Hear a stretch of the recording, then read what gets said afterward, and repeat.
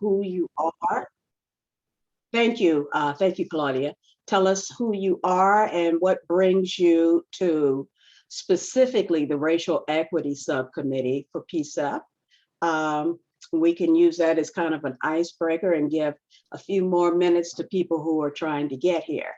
So I recognize names, but I'm going to pick on you, Byron, just because we've been chatting a lot. So you can start it off and hand it to someone.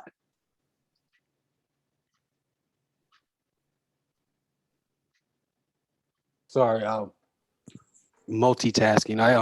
I'm a PCCEP member, behavioral subcommittee member, and racial equity committee is important to me because it's the fabric of what we're dealing with right now in 2021. It's an ongoing problem. For some reason, people think it's not happening. So I pass it to, who's next to me? PCCEP Portland. Is that you, Claudia? Yes, that's me. Let me go ahead and change my name. Welcome, everyone. Thanks for joining us tonight. My name is Claudia Claudio. I am the project assistant for PCCEP. If anyone has any questions or needs access to any docs related to PCCEP, just let me know. And I will pass it to Barb.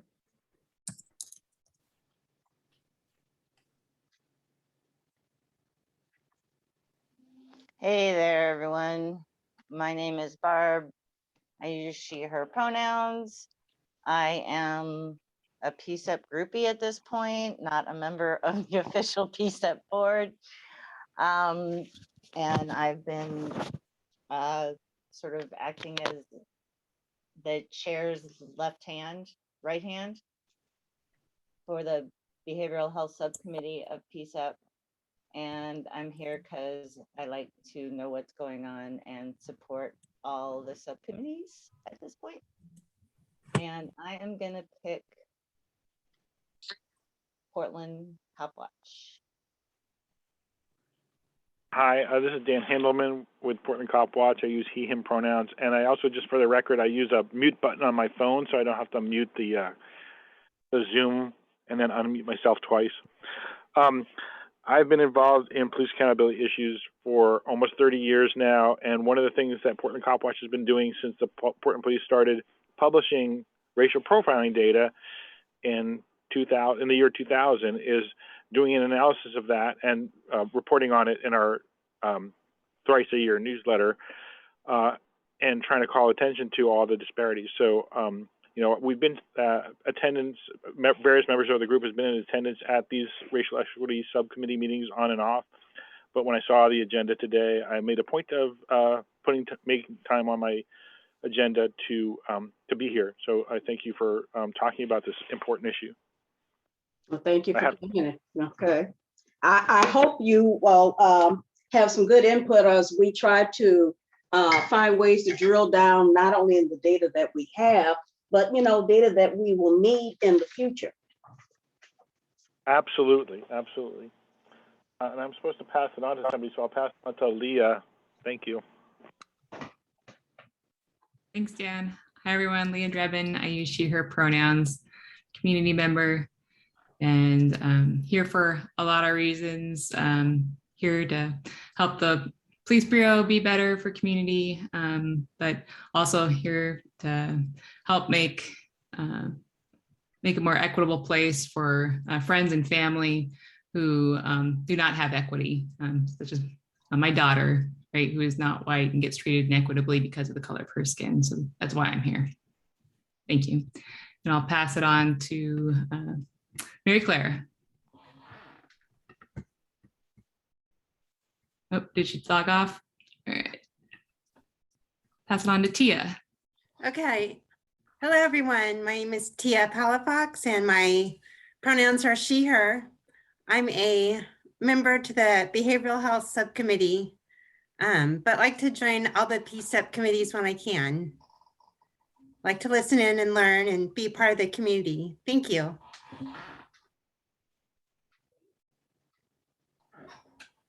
And who do you want to pass it to, Tia? Has Bombshe already gone? I got on late, sorry. No, she hasn't. I have not, and it's Bombshe. Bombshe Reddy, she, her pronouns. I just started at the city attorney's office with my colleague, Sarah Ames, and we are both going to be working on the DOJ settlement agreement, getting the city back into substantial compliance, and transforming policing in Portland to address the needs of the community. I am so honored to be in this role. My background, which I'm happy to discuss with any of you in detail at some point if you're interested, but I was a federal and state prosecutor in New York City. My family has been in Oregon for just about 8 years now. And as a woman of color who has lived in Portland for just about 8 years, I feel very strongly about the issues that this subcommittee and that PCCEP and the city attorney's office are working on. It's a fantastic team over there. They've done really tremendous work in challenging circumstances, and I very much look forward to continuing that work. And at any point, if you all ever want to talk to me offline, I'm always available to you. Thank you again for having me. And I'm going to pass it to my, apologies, I'm going to pass it to my colleague, Sarah Ames. Hi, I'm Sarah, and Bombshe kind of described, we've been on 3 weeks, something like that now.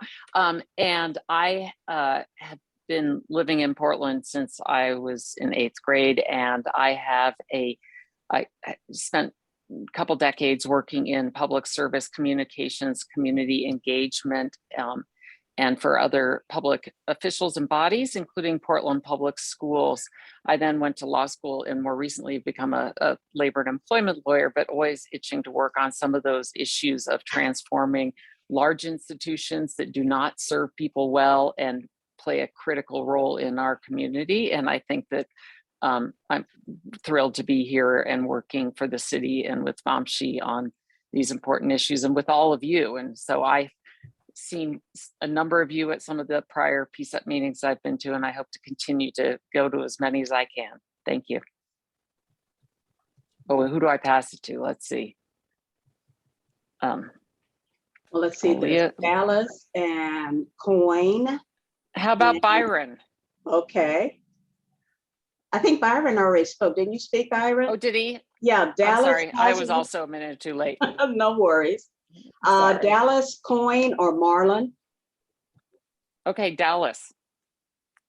Hi, I'm a student at PSU. I actually came across this because I'm in a leadership class. So we were supposed to pick like different meetings to attend. So I decided to choose this one because I'm majoring in social work right now. So I thought it'd be like a good expanded knowledge on like my field and also like different things that are going on within the community. So yeah. And who would you like to pass it to? Who hasn't gone yet? Coyne, Desk, and Marlon. I'll choose Marlon. Hello, everybody. My name is Marlon Marion. He, him, his. I'm the Equity and Inclusion Manager from the Portland Police Bureau. And I think I heard somebody say where they were from. I was born and raised right here in Portland, Oregon, born in Emmanuel Hospital, and got all my K through 12 experience here as well. And I will pass it to Coyne Desk.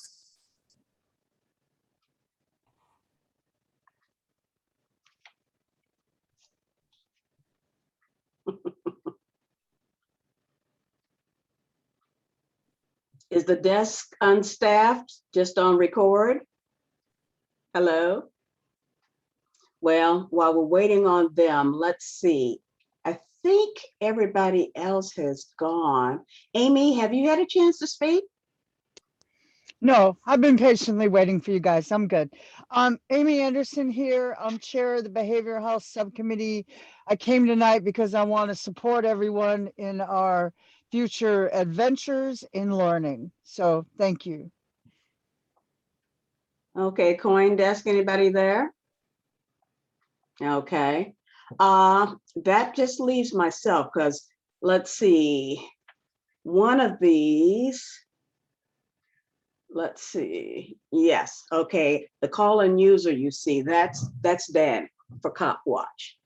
I'm Celeste Carey, and I'm your host for the meeting, the acting chair of the Racial Equity Subcommittee. I have about 20 years or so, 21 years in public safety. I used to run a Department of Justice program called Weed and Seed. It was albino weed and seed, first one in Oregon years ago. And then the city swooped in and stole me from them. And I became crime prevention program coordinator with the city of Portland and was there for about 13 years. In addition to that, I have been a reporter. I'm a radio and TV producer. I'm currently working as the co-manager at KBOO Radio. And I'm here because one of my primary interests in this work, besides public safety and being a liaison, is to build bridges. And just about everything I've ever done, communication has been key. And when one of my jobs was a nurse, and there is nothing more difficult than sharing deep personal information that can cause people to lose their composure. And there's also nothing more heartwarming than sharing information with someone that says, you still have hope, and let's do all we can to make your life what you want it and need it to be. And that's not really that much different from crime prevention and community organizing and serving in this kind of capacity. So I'm using that and all the other hats I didn't mention that I've worn in life to see if I can't bring that kind of dynamic to this committee. And I'm thankful to have been chosen, and I'm your humble servant. So thank you all for being here. And in the spirit of what we're going to do today, I'm going to show a PowerPoint that was put together by Lauren Brown, who is the data analyst supervisor for the city of Portland.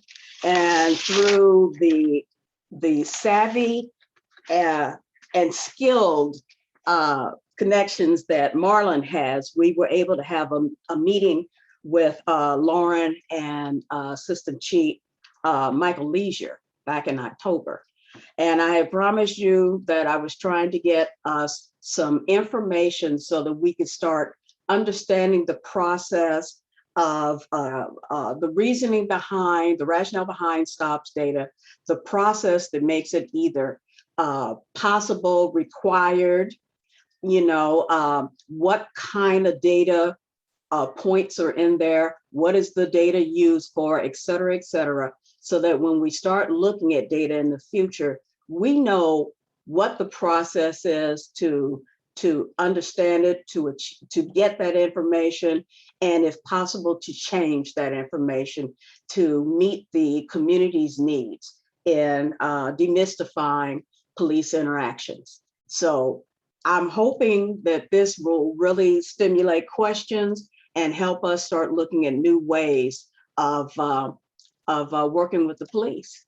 So I'm going to stop talking now, and I am going to, let's set this up for doing the show. Okay, and to view it, this is what I want, slideshow from beginning.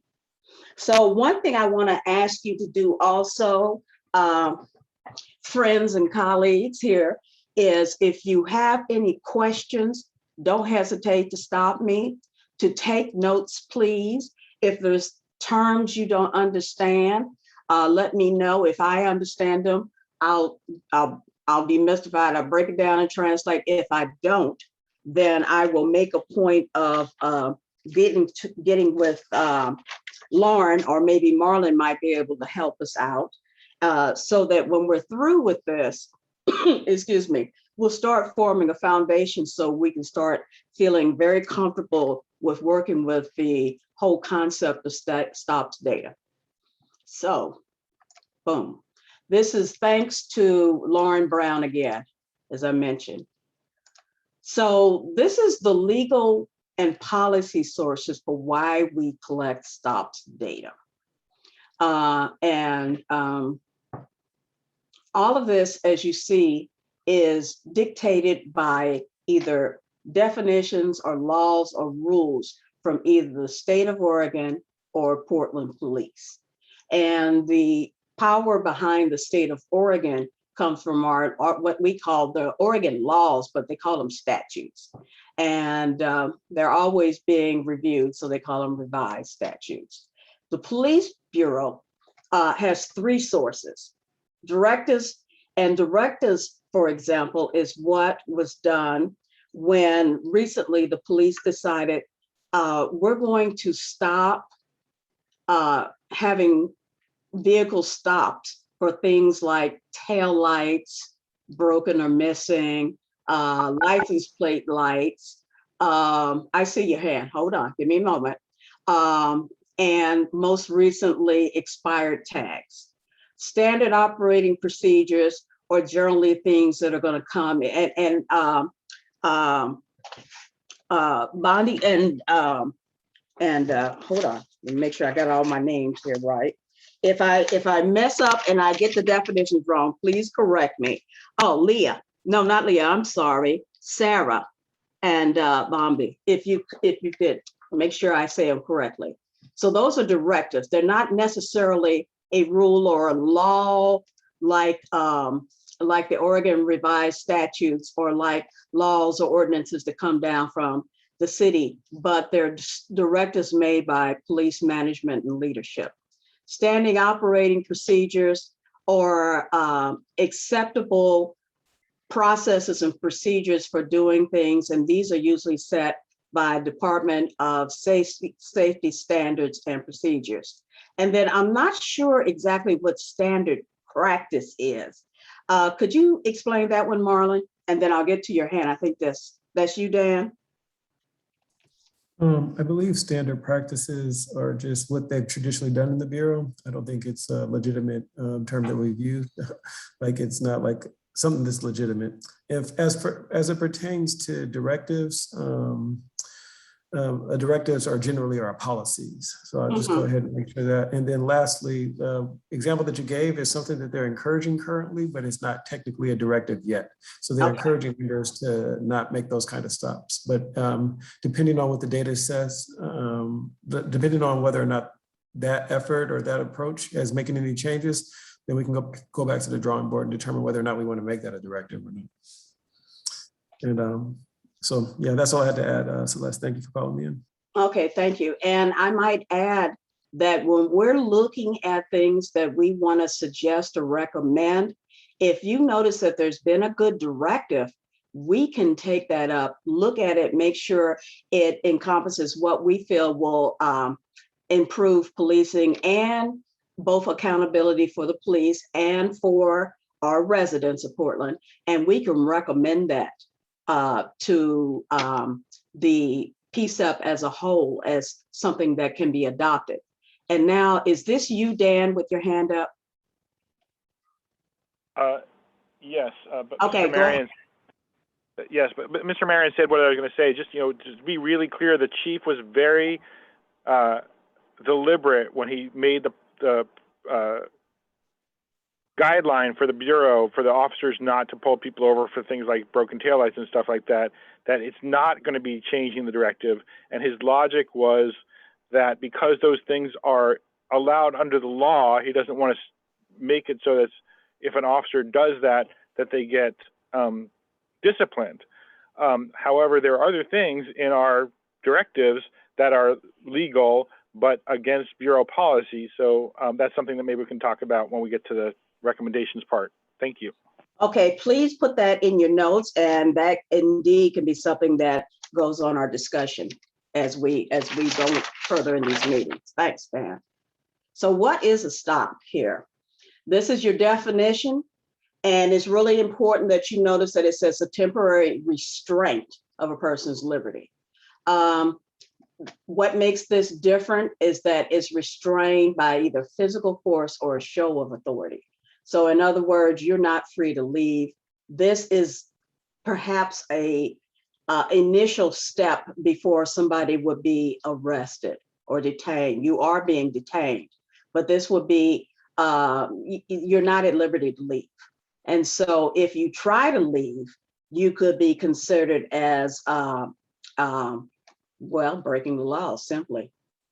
And here is down here, encounter is a stop when restraint or interference with citizen freedom of movement is out of the ordinary significantly.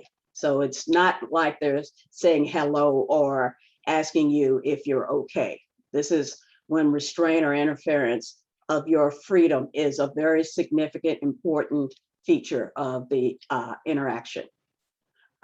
This is when a stop can occur. If the police officer sees something that gives them reasonable suspicion, they can stop you, or as it says here, if a violation has been committed. And then note also that they can stop people if they suspect something is about to occur that's illegal. These interactions are not considered a stop. So you see here, for example, let me go back. You see here, community initiated contacts. So if I go up to an officer and say, hi, or I need help, response for call to service, off-duty interactions, and then security checks, and then community engagement.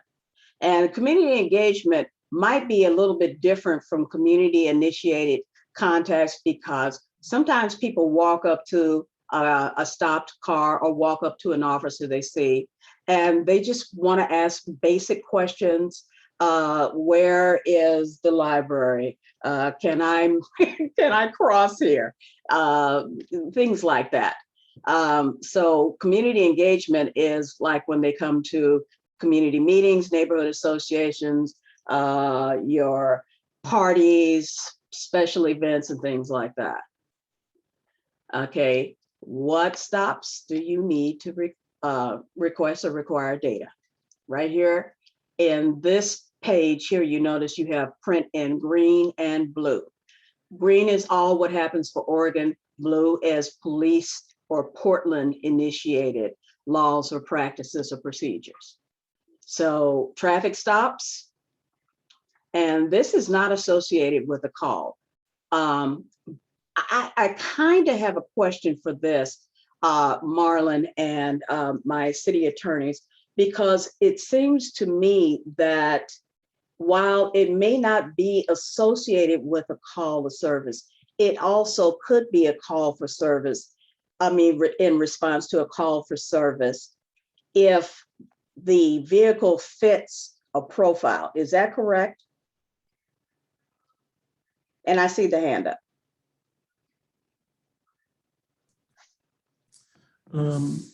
The hand up is Dan. He doesn't have the ability to lower his hand.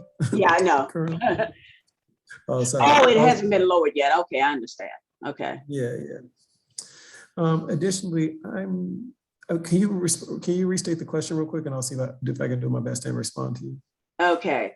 So what I was asking was, here in traffic stops, it says detention of a driver of a motor vehicle not associated with a call for service for the purpose of investigating. I was wondering if that is, does that also, even though it says it's not associated with a call for service, if a call for service mentions a particular type of vehicle, would that, excuse me, include then a call for service? So in other words, if they got a call and says a Ford Fairlane that's green or blue or dark brown was at this scene and this happened, and the officer happens to see a dark colored Ford Fairlane, even though they don't know anything else, that could be stopped if they stopped this driver and asked any questions. That would be associated with a call for service, wouldn't it? So I'm gonna do my best to respond to you. My response is similar to what's been shared in the chat, in that I think what they're saying here is just depending on whether or not it's required for data collection, not whether or not it's considered a stop. So they may stop somebody because they got a call for service, or they may stop somebody because they believe that the car meets the description that they're for an investigation, for something they're investigating currently. So yes. Okay, yeah, yes, that's good. You just validated what I said in a convoluted fashion. So, Yes. okay, thank you. That's what I wanted to know. Because, for You're welcome. example, even though it says this is when they're collecting data, if they happen to stop it because there was mention of a car of this color or style, and they stop and it turns out that was the right person, they would be collecting data then. So yeah, okay. And then pedestrians, it's the same thing. That's not associated with a call unless the person fits a description. And then if it turns out that person is the perpetrator, then it would require stopped data collection. For the Portland Police, all stops, regardless of reason. Okay, and you can see here all of the types of reasons that they would stop them. And this includes all of the potential operators or pedestrians and passengers.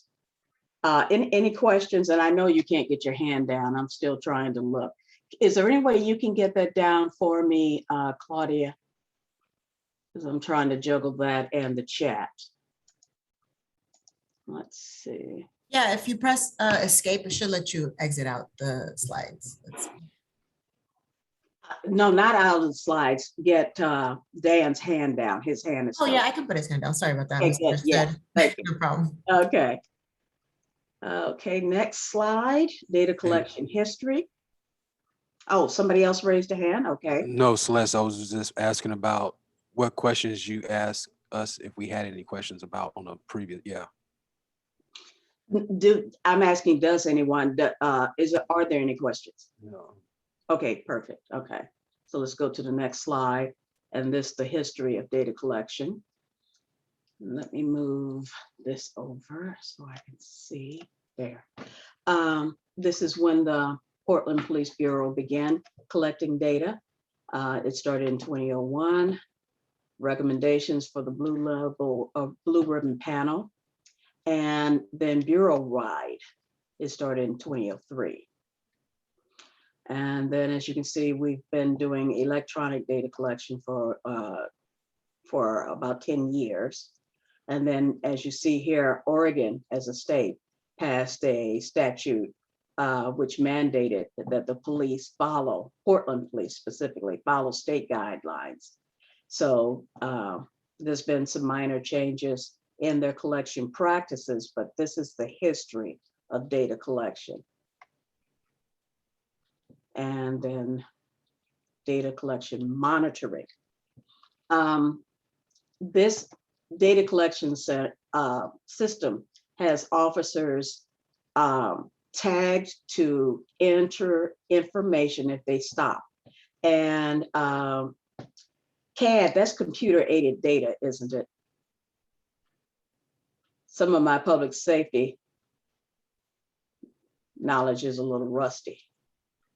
Is that computer aided data, Marlon, for CAD? I honestly don't know what that is. I'm gonna try to figure that out for you, and I'll drop it in the chat. Okay, do you know, Dan?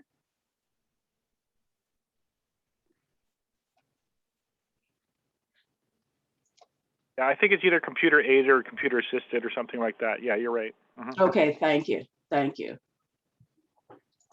So moving on. So there's supposed to be a reminder to initiate the report if they initiate a stop in this computer aided system, or if they write an electronic ticket. Okay, and if the stop isn't finished or completed, the data rather, they get notified. Now, I see here that it says a timely manner and then about 8 days. So as a member of this committee, I might have a question of, is 8 days too long? Is what constitutes a timely manner? Could it be shorter?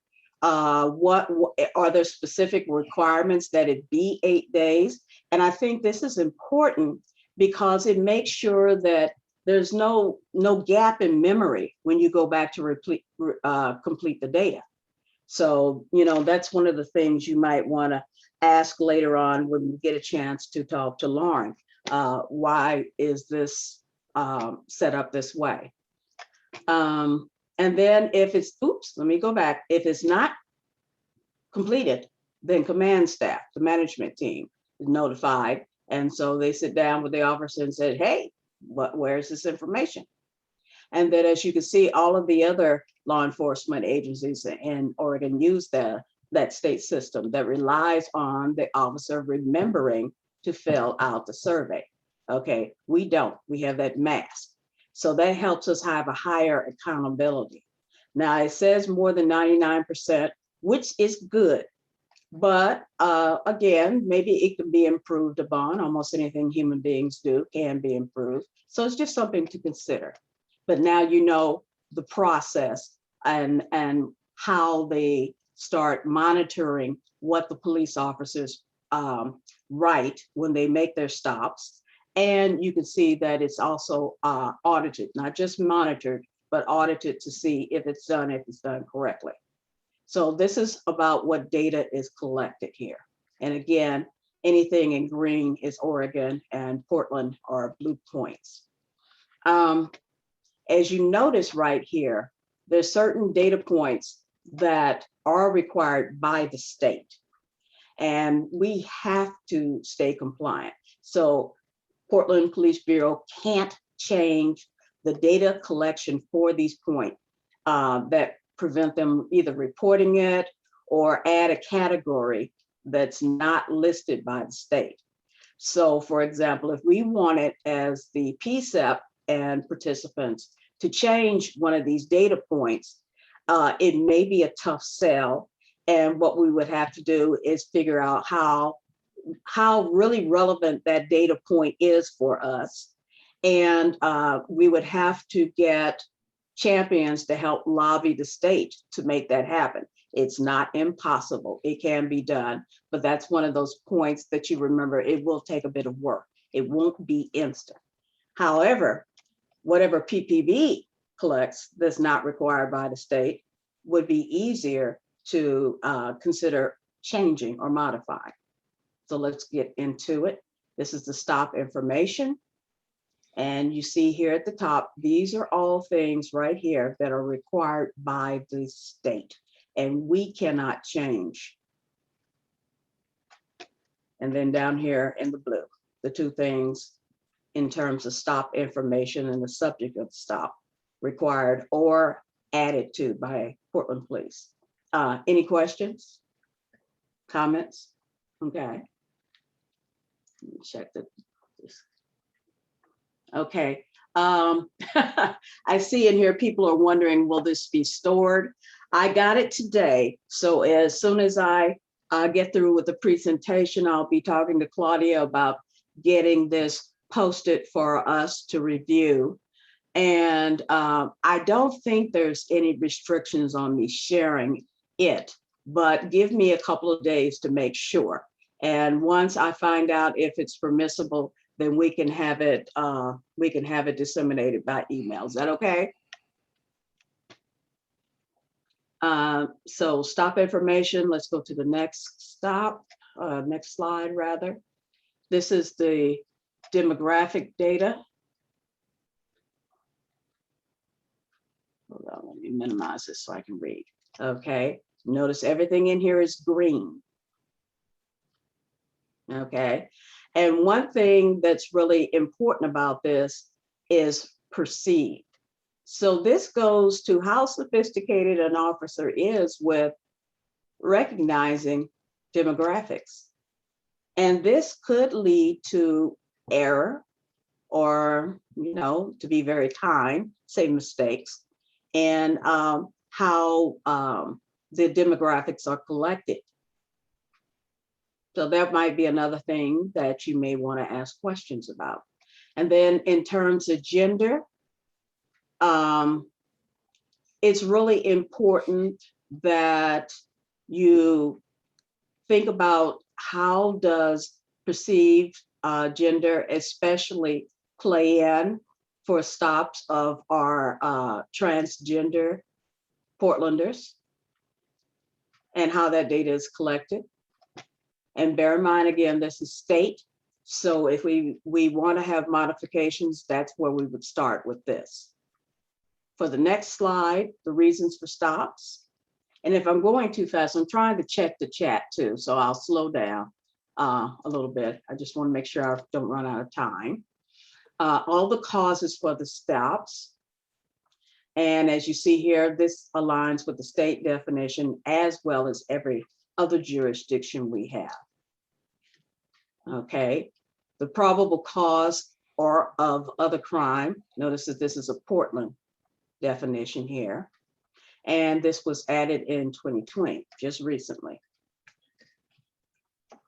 Then reasonable suspicion of other crime. And this also was added in 2020, admit. Okay, so any questions or comments? Oops, sorry about that. I'm trying to check the chat. Okay, nothing in chat. Okay, no questions? Okay, I'm going to the next slide. Consent searches. So when a stop is made, an officer will ask, may I search you? And that's for those of you who may not be familiar with the process. Some searches, some interactions, the officer may not ask for search permission. And then, as you can see, consent requested, but the person said, no, I do not wish to, be searched. And then, of course, this says that this implies that it was asked and the person gave permission. So it was completed. And this, again, notice it's green, so that's state data. Okay, other searches. This is what Portland Police collect data on. And especially if they're having a search that does not involve consent. And these are all the categories. And then notice that these are not legal definitions, and they created some confusion. And so the search list has been modified December 2020 to just list legal search reasons that align with the officer's training and then our legal guidance. And as you notice here, the state of Oregon does not collect comprehensive data on these secondary searches reasons. And some more data here, and notice this is all blue. So these are other searches that can be conducted. And I'll go a little slower here just in case you want to write this down. But again, I will be checking to see if I can get this sent out, and it will be posted. And let's go to the next slide. Here are the findings from the searches.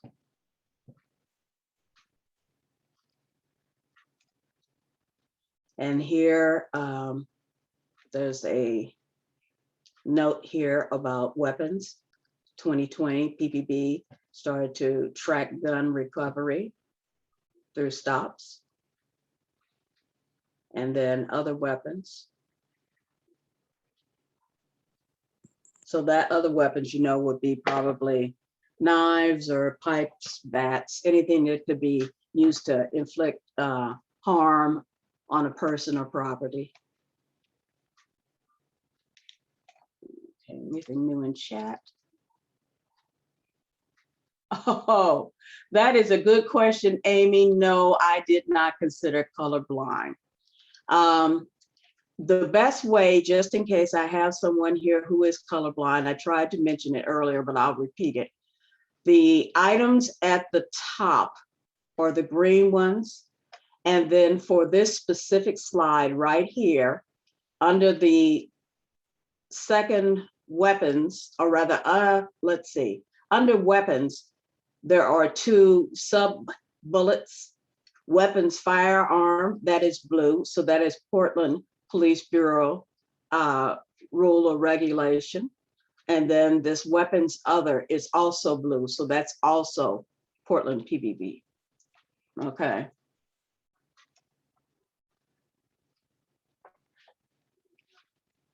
All righty. This is stop disposition. No action taken. They got a stern talking to or a written warning, citation in lieu of arrest, which means they got citation, they weren't arrested, but they may still have to report. Youth/juvenile summons, and then arrest. Now, for those who may not be able to tell, all of this information, no action, warning, citation in lieu, juvenile summons, and arrest is all green, which means it's Oregon statute. And then right under here in the text that says, was this a mandatory arrest related to warrant, restraining order, violation, or domestic violence incident?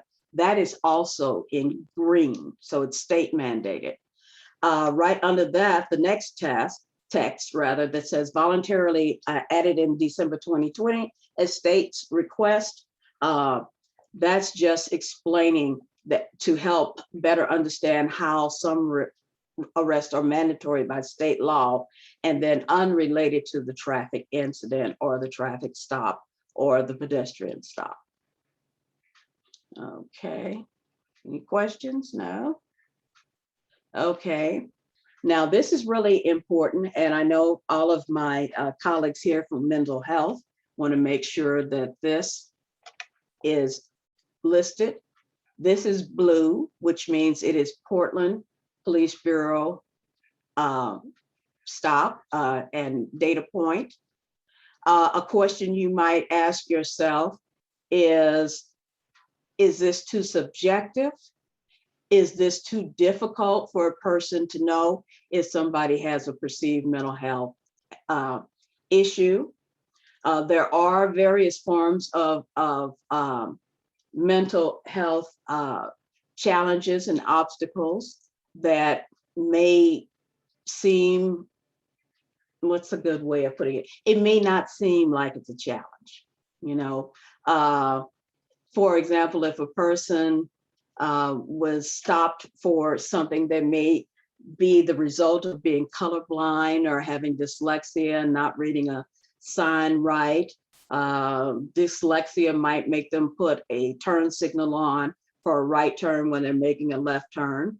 I, for one, have difficulty telling my right from my left sometimes, but generally I've got it down pat for traffic signals.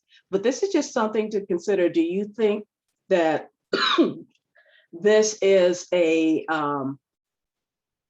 explicit, clear enough data point? Is there any way this could be confused or might cause a skew in how the data is collected? Let's see, next slide is the analysis of the data. This is all Portland, but it's not blue. The data analysis overview. So you see that there are regular reports that come out. Quarterly reports are usually submitted to public safety adjacent staff. So when I was in crime prevention with the city, I would get the quarterly reports. I would also get a weekly or daily reports, but they did not collect data as we have discussed in this slideshow.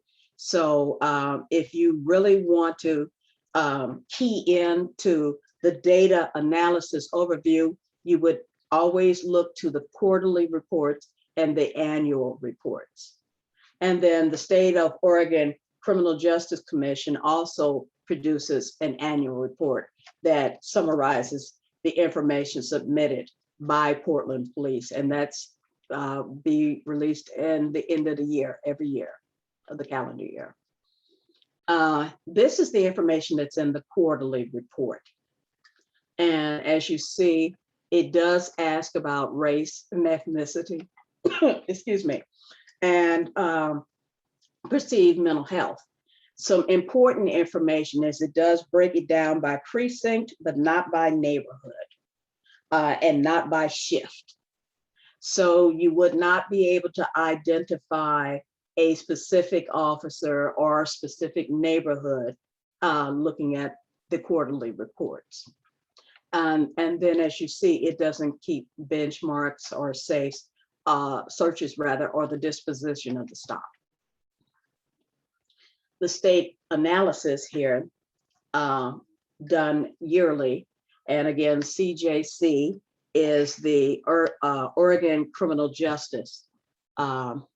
Let's see, they are required, CJC is required by state statute to submit this report every December 1st. And this is the information that's an overview for each agency stop, including the police.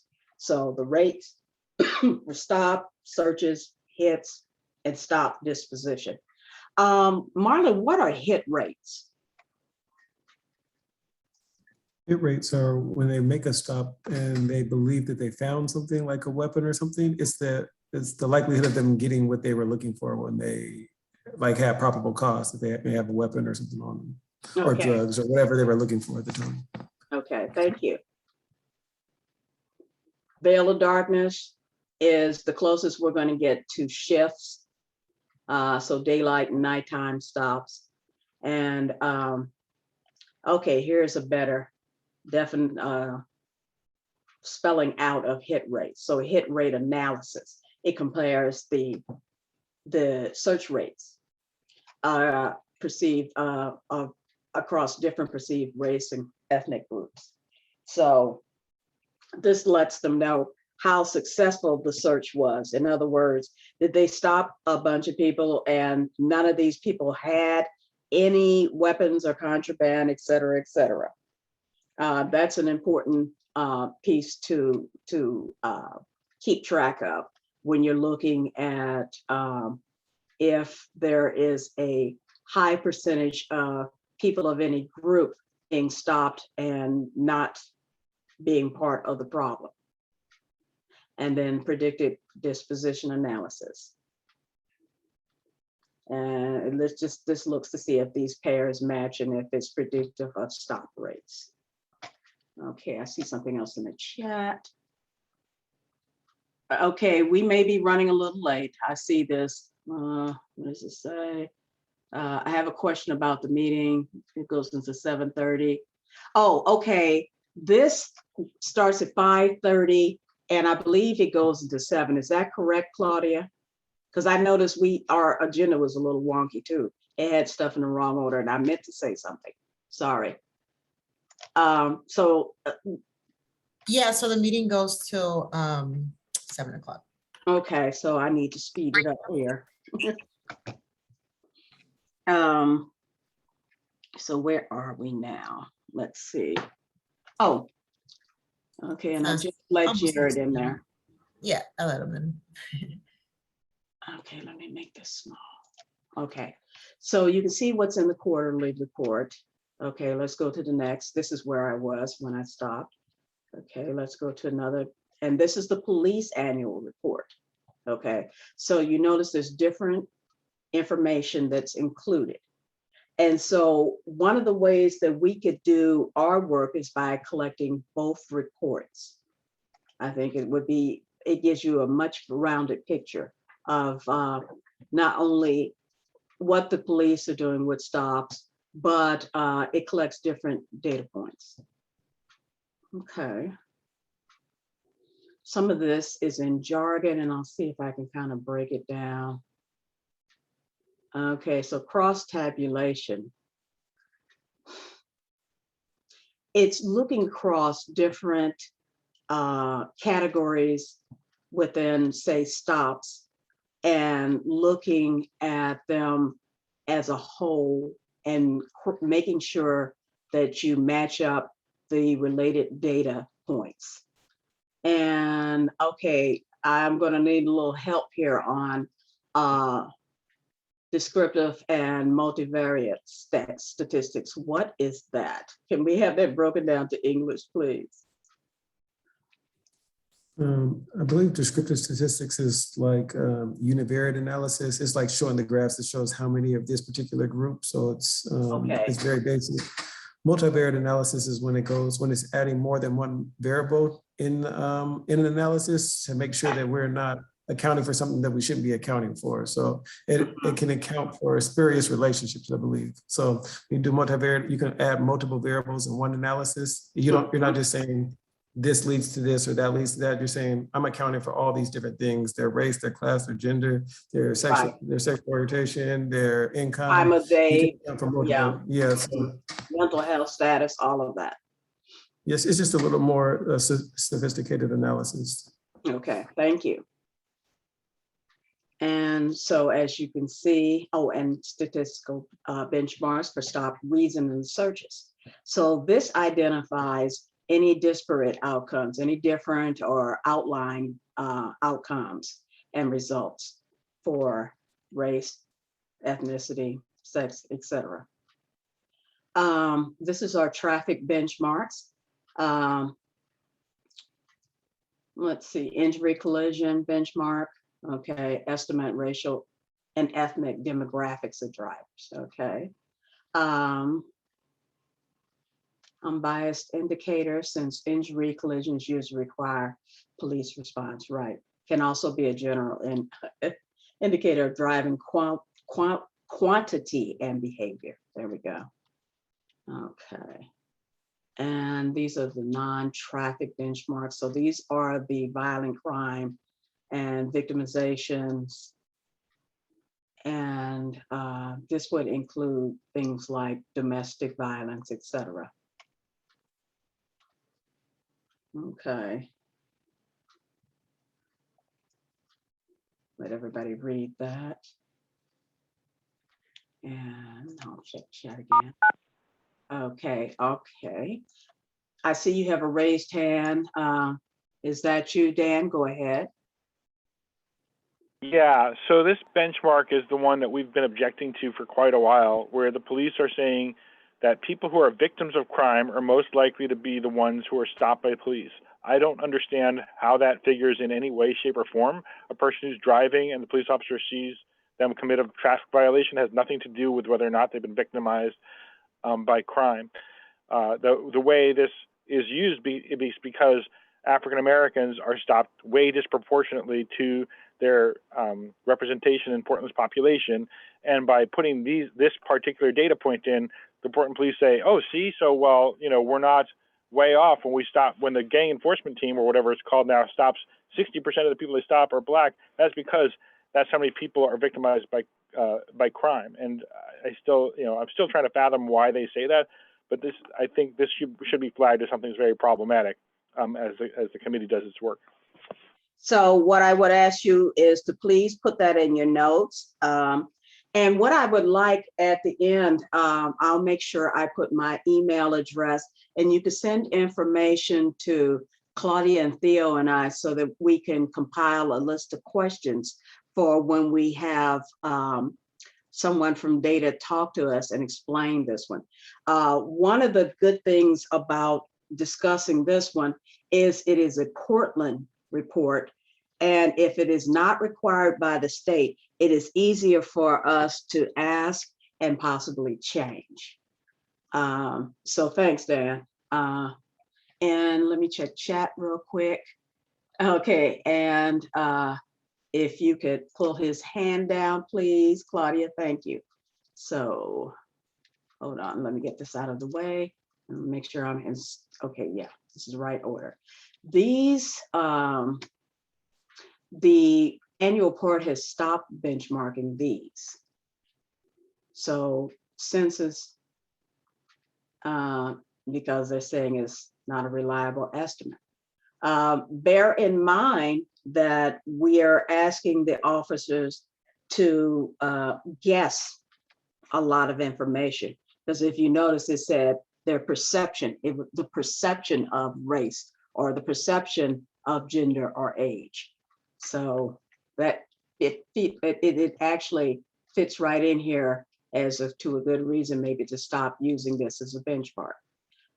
And another reason, people who don't live here, doesn't account for variation in demographics in different parts of Portland. And then their explanation for that is that we don't have majority minority neighborhoods here in Portland, but we do have smaller clusters of folks that can have different or multi-varied data points. So for example, J District, it has a different perhaps business residents than it does actual residential demographic. And then it may have a lot of people from out of town visiting it because it might be considered a tourist attraction. And then suspect demographics, bias measure again, systemic racism. And then the 911 caller demographics. And as you can see, the caller demographics are not thoroughly checked by either the Bureau of Emergency Service, which is your 911, or the police. And so, as you see here, some communities are prone to bias and are more likely to call the police or to have the police called on them. And then some more here for the annual part benchmarking. This is the search benchmarking. And you notice that the stop rate for each demographic is the benchmark for searches conducted. Okay, and then it says that this assumed that the search rate and the stop rate should be same or similar for a particular group here. So, for example, it says, if subjects perceived to be Black, African American represent 15%, they should be 15% of all the searched individuals. This is stops analysis, and the Bureau and the CJC are restricted on what types of data that can be released.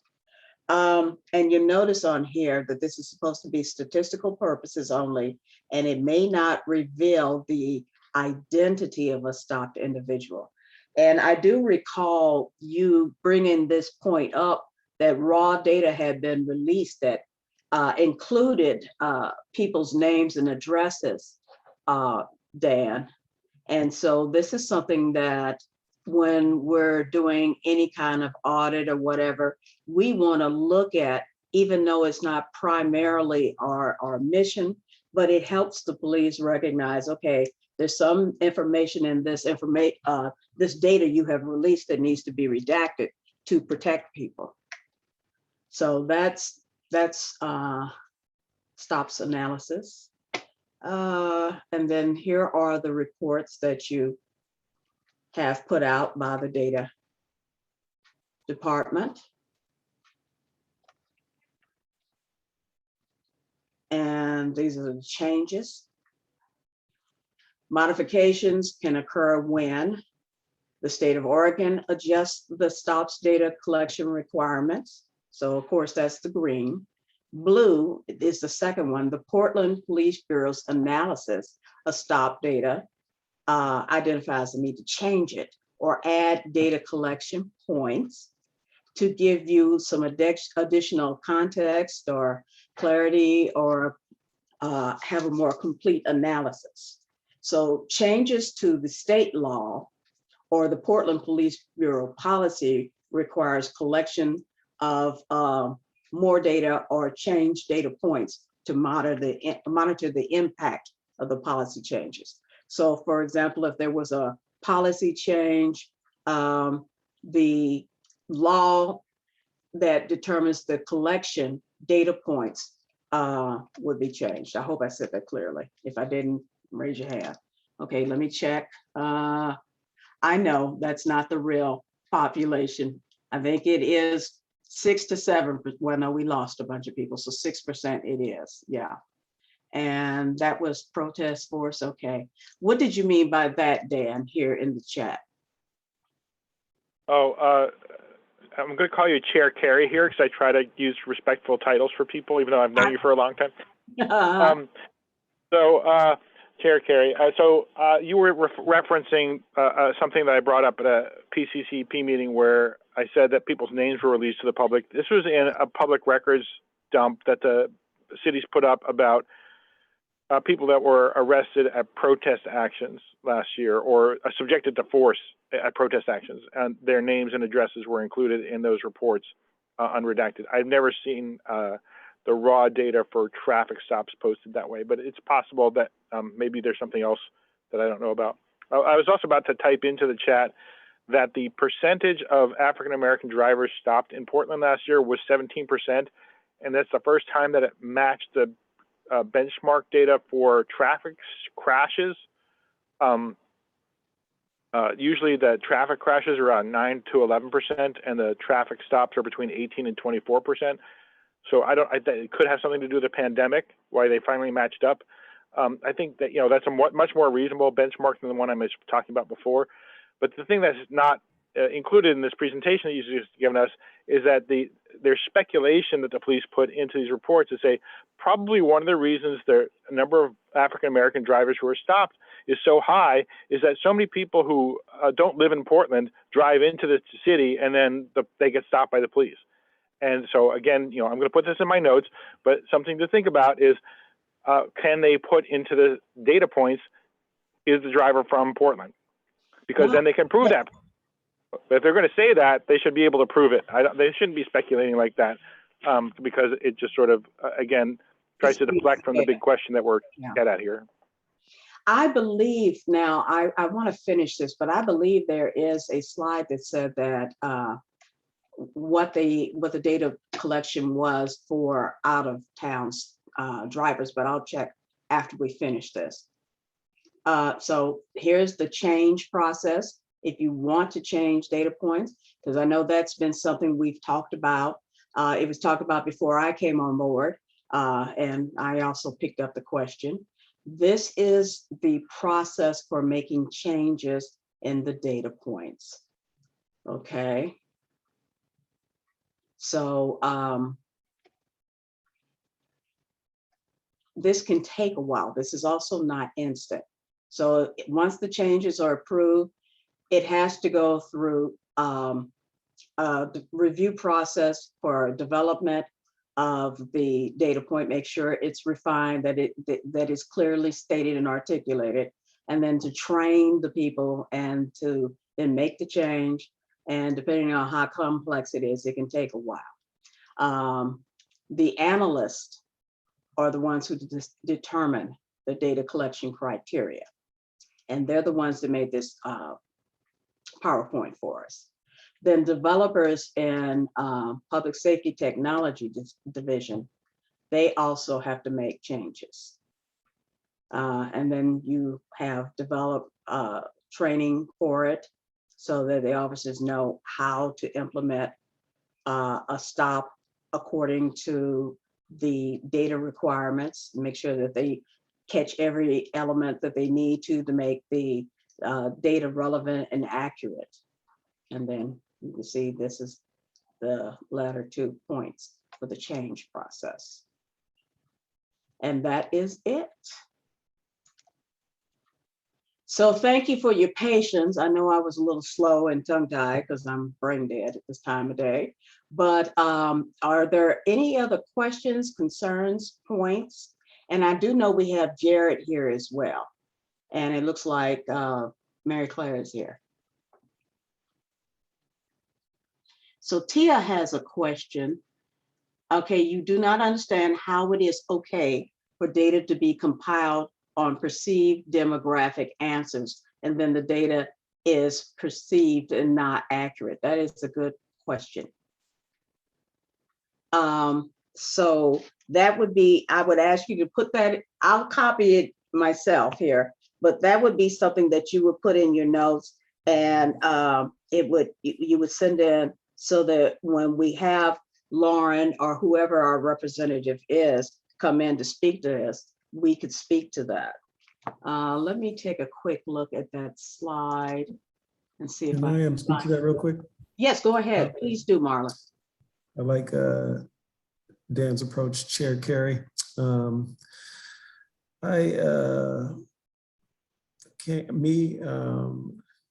Jen, Laura, John, and Brody came and spoke about this as well. We came to this subcommittee a while back and discussed whether or not we should continue to get perceived race or ask for race as well. So that is a concern that's on our radar, and we're looking into that. The thing is what we brought up in that space when we discussed it that time is that we're worried about how people are going to feel about being asked, depending on where their identity is, where they're coming from, their immigrant status. It might cause additional anxiety by asking them what they're like that, and reinforce the sentiments that are already there. Right now, this is just these ideas are subjective, so we don't know. That's why we wanted to get input from the community and from you all. And then additionally to that, even though it is perceived, we know that the STOPS report is showing disparities in the data with perceived race alone. So like, even if we didn't, even without it being perceived, even if we were getting more accurate data, we are able to see disparities based off our perception alone as well. So yes, that is something that we want to look into, and would love to, if you all have any feedback about how that could be changed, I would think this would be a great space to discuss that as well. Thank you so much, Marlon. And let me stop sharing here and go back to the chat. I believe there was another question. So Tia is asking, don't they have time to do a quick interview? So, oh wait, hold on. I see, okay, let me back up a little bit. What do you mean by quick interview, Tia? And you're muted. Like, how old are you? Mm-hmm. How do you identify? Is that a difficult interaction to have? Why would that not be the process? And I know, Marlon, since you're not a sworn officer, that might be hard for you to answer, but maybe either one of our attorneys or Jared or Mary Claire, if you all might be able to answer that question. Thank you for that, Chair Carey. I am not a sworn officer. It's not my lived experience, so I'm not exactly sure how that would be, but I have thought about this, and I feel like there's could be some ways for us to go about that if we do decide to move in that direction. They could be, with training, I feel like can be not as offensive, and we can also use our de-escalation training to help de-escalate if it does turn into a situation where one feels offended by that, and or being able to identify that there may be some anxiety coming with the question, so to be able to address that as well. But I've been thinking about that, and I feel like it could be said in a way that lets them know that it's optional. Like, hey, I'm about to ask you some questions. You don't have to answer these questions. If you don't respond to these, I'll have to respond with my perception of your identities, and just basically go from there. So I've been thinking about this for a while. I think it's possible if we want to move in that direction. It's just whether or not we want to, and if the community, it's more so on the community for me about whether or not they want to be asked these questions or not. Okay, well, that's one of the things we could do on a community forum. Thank you, Marlon. And let's see, I see here for you, Dan, for Portland Cop Watch, a question about before and after screen, when they put in a perceived race first and then look at the driver license info after. Is that not part of the process? And again, we don't have any officers here, so I might have to ask you again, Marlon, or if anybody else has any idea.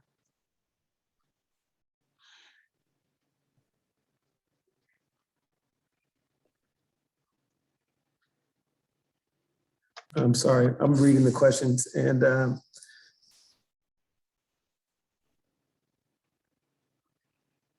Yeah, it's the, let's see, Portland Cop Watch came in at 6:38 p.m. in the chat. I thought there was a before and after screen when they put in the perceived race first and then took the driver's license info after. Barb, I'm going to honestly say I don't know if I can. I don't know if I have the ability to answer your question, so I apologize. Okay. And then Tia, I see, has a hand up as well. Yes. Yes, Tia. I'm wondering so every officer has to write a stop report is a requirement. And once they write the report, who does the report go to? And does the person who takes the report then compile the data, and then does that data go onto the dashboard? And how does COCO come into play when COCO does the data analysis? Okay. Does COCO work hand in hand with the police data reporting people? I do not know that. Does anybody with a little bit more time in the committee know the answer to that? I'm not exactly sure how COCO does their analysis, but I'll go ahead and try to take a shot at this question. But because they post these on a quarterly basis, I know that the data is going to SSD, which is our Strategic Services Division. I believe the data goes into the CAD system, which we were speaking about before. And then once it goes into there, I'm not sure if they get the data from records or not, but I know that it gets to them. And then they are analyzing that on a quarterly basis. And based off of what you shared in the presentation, they have 8 days to make sure that's input in there. That was actually information to me today. I thought it was automatically input the day of. Yeah, I did too. Yeah, so then they analyze that on a quarterly basis. So I think every 3 to 4 months, they are publishing a quarterly report on where they are, and then they do an annual report on an annual basis as well for that. So our Strategic Service Division is the ones that do the analysis. How the state gets the data, I'm uncertain, but I'm pretty sure they go through our records request process as well and get that data from there. And Chair Carey, if I could add to that, Tia, we do provide information to the COCO of our data, and they can do their own independent analysis based on the, information we give them. So they can run their own analysis of the information. Okay. Did that help for you, Tia? Was Yeah. that okay? I'm going to go to another meeting soon, but I'm just wrapping my head around data. It's really helpful for us to see, but do you think that the police officers are really looking at their own data and seeing how that could impact their work? And do they change their work due to the data that they see? Do you think it's really used as part of their trainings and work? That again is a good question. And that's one that I would really like you to hold on to when we speak to command staff maybe, or management staff, because the data analyst would not have an answer for that.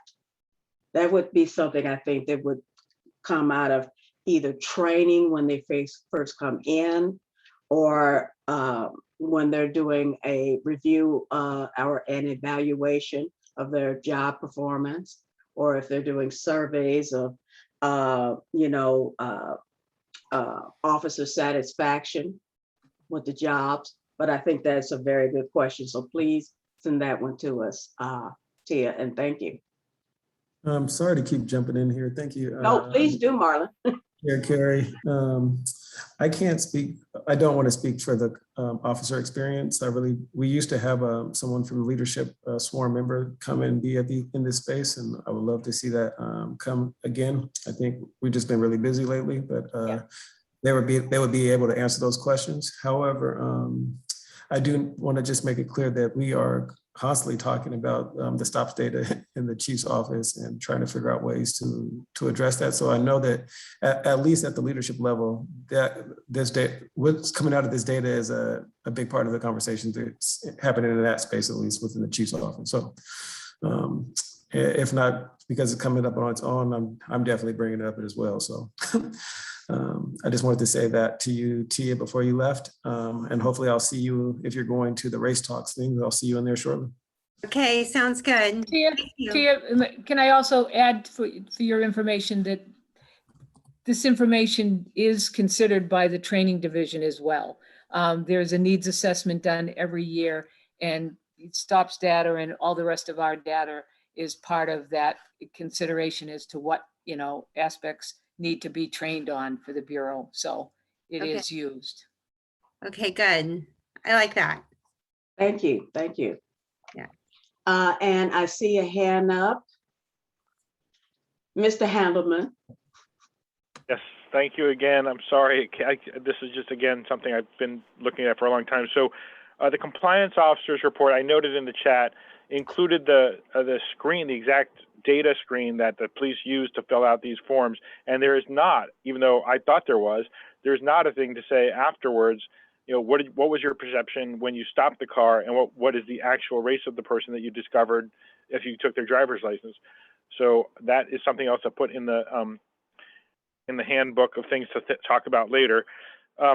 There hasn't been any major changes to these data in the last several years. I mean, it kind of fluctuates between 18 and 24% of the people stopped are African American in the city, with a very relatively stable Black population of 6%. So I think that even if the police are aware of these data, I don't think it's changing their behavior very much. And before we jump off this call, I just want to say that one of the things I've been trying to encourage both the Training Advisory Council, which gets use of force data, and your group, and then the group that used to be part of the Human Rights Commission that was called the well, I can't even remember the name of it now, but they were specifically focusing on race issues. That the use of force data is also telling in terms of the disproportionate way the police dole out their sense of justice, for lack of a better term right now. That their use of force data show that 25 to 30% of people who are recipients of force in the city are Black. And if you look at the deadly force data, which the police don't compile with demographically, but if you look at it on your own, you'll see that it's about 25% of the people who are shot or shot at by the Portland police are Black also. And so there might be a way to correlate if there's force used at any of these traffic stops to correlate whether or not force is being used disproportionately, specifically at traffic stops. So that's just another thing to keep in mind. Thank you. Again, I thank you for your question and your comment, and ask you to be sure to forward that as we compile questions and figure out our next steps. And speaking of next steps, we've got roughly 9 minutes, and I don't want to keep anyone late. So are there thoughts or desires you want for our next meeting to put on the agenda? What do you see as next steps arising from this presentation? And I'll entertain any thought. There's no wrong idea.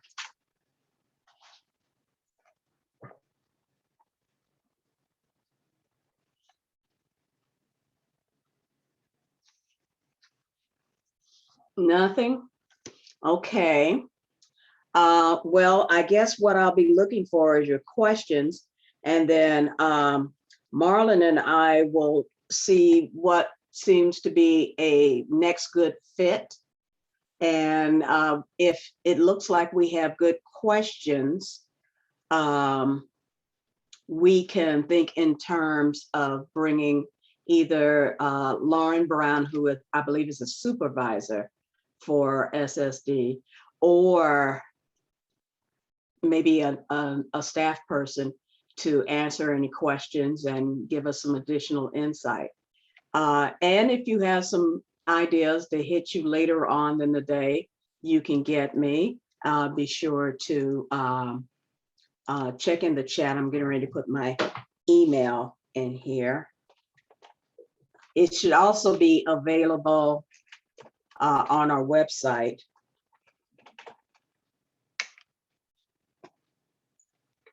Okay.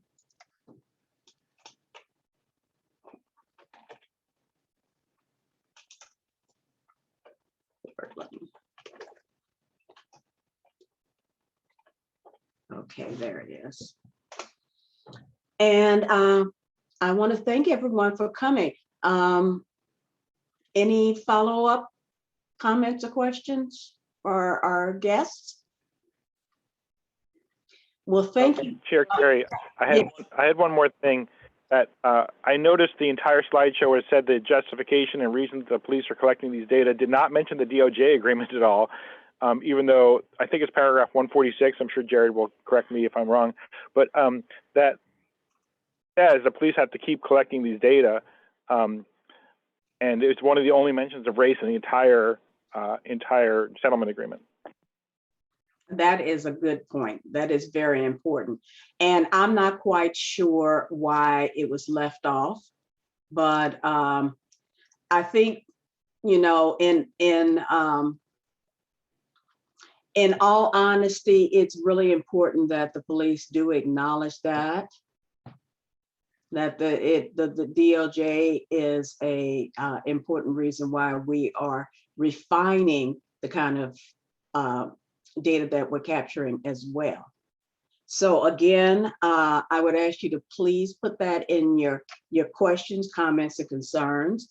And I really look forward to meeting with folks. I'll figure out what we're going to do for the next meeting. And let's see, Claudia, before we leave, do we need to adjust the date because of the holiday? Let's see, we are the third Thursday. That puts us on the 16th, correct? Yeah, so it would just be, so everyone's aware that during the holiday season, we do move PCCEP meetings up a week. So instead of the meeting for December being on December 21st, which is the fourth Tuesday of the month, we are now going to have it on December 14th. So if you're okay with having the meeting, Celeste, on the 16th after the full board. Oh, no, I'm sorry. I got my days crossed. Isn't today Thursday though? Yes. Okay. Oh, I'm looking at the wrong. I'm sorry. You're on November still. Yes. Okay. So it would be December 16th on Thursday. Yeah. And so it'd be like this month where we just have the racial equity meeting after the full board. If you're okay with that, we can keep it for December 16th. Yes, if we not, can keep we it can. for that. Yes. Okay. It keeps the confusion down. No problem. Understood. Okay.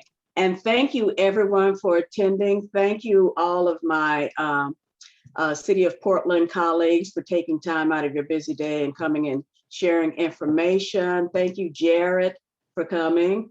Thank you, Marlon, for being an impeccable co-facilitator with me on this.